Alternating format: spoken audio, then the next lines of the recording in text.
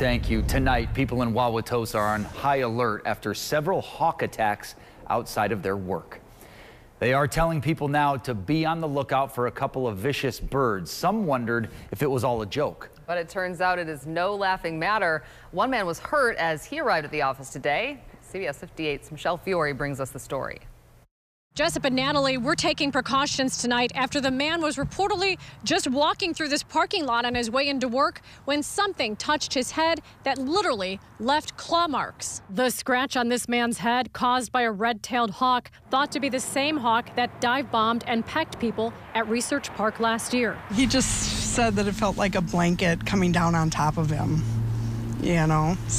but it was so quick. Staff in this building near Watertown Plank and Mayfair Road have been on alert since Tuesday when a trapper told the front office the hawks may be nesting on their property. There are a couple of people that I work with are just absolutely terrified of birds in general, so to actually have bird attacks happening. Office management has now set up these cones, steering drivers away from parking under the conifers where it's believed the red-tailed hawks may be nesting.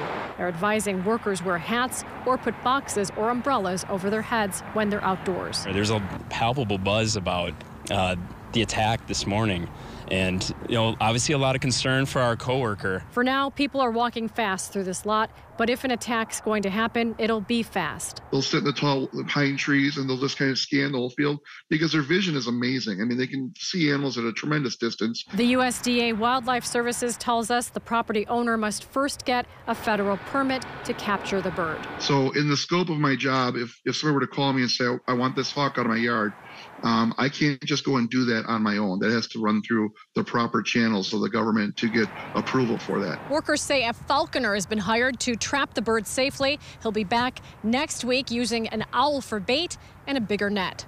Reporting in Wauwatosa, I'm Michelle Fiore, CBS 58 News. Better safe